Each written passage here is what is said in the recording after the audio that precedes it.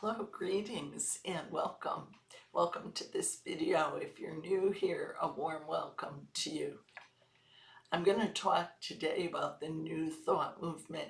This is just a quick introduction. There'll be later videos about their beliefs and the different branches of the movement. The movement began in the late 1800s in the US, in the New England, New York area. And at that time, right about that same time, there were a whole lot of spiritual revival and different groups being born. They included the Jehovah's Witnesses, Christian Science, Mormons, Seventh-day Adventists, and now New Thought. I guess New Thought could be called seventh generation. And as we trace the roots of New Thought back farther, um, it was founded by a woman in Chicago named Emma Hopkins, but she had been a student of Mary Baker Eddy and had worked with Mary Baker Eddy, who was the founder of Christian Science.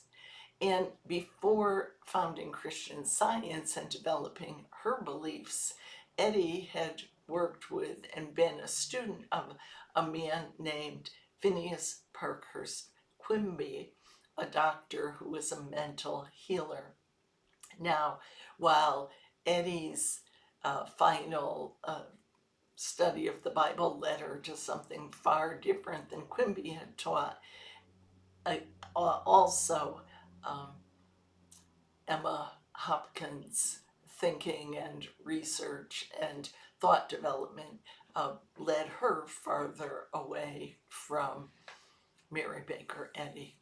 Now, all of these different groups, Christian Science, Seventh-day Adventists, Jehovah's Witnesses, and now New Thought, I have videos about them, and I hope you'll check them out. One of the churches today that is still one of the main New Thought churches and is still viable, some of them developed and then died out, but one that's still going strong is Unity Church, and you may be familiar with that. And then there's an organization, INTA, that's the International New Thought Alliance. And that's kind of an umbrella group that tried to bring some of the different scattered groups of New Thought people together under one umbrella.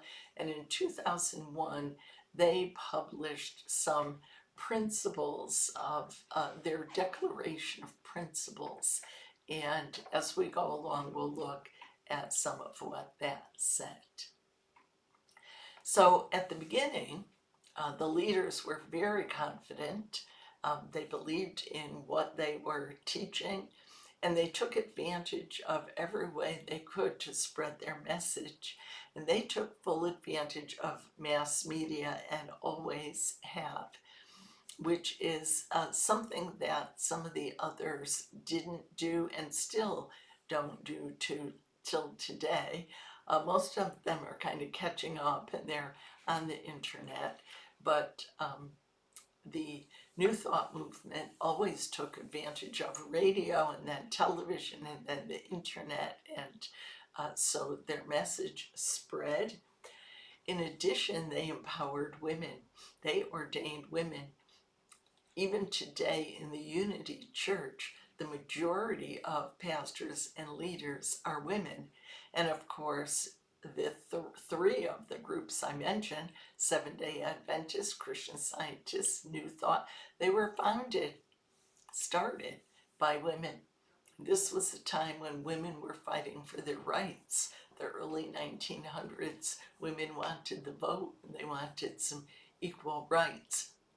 So the empowerment of women really helped this religious movement. And finally, they didn't stick with just a healing message, but went on to talk about total well-being, including a message of prosperity, abundant living, and that helped their movement. And and finally, they accepted the advances of the world. They're okay with urbanization and with capitalism and with some of the ideas that were rejected by other religions that or other movements that kind of got stuck in a particular time period. They are very open to science and technology and other advances in just human history. Oh, let me see if there's anything else. Well, just one other thing I wanted to mention. In his famous work, The Varieties of Religious Experience, also from the late 1800s, William James, the famous writer, in the US he's called the father of psychology, he said that New Thought was the religion of healthy mindedness. So, with that positive affirmation of New Thought, I'll leave you today and hope you can join with me for the rest of the series. I'll see you soon.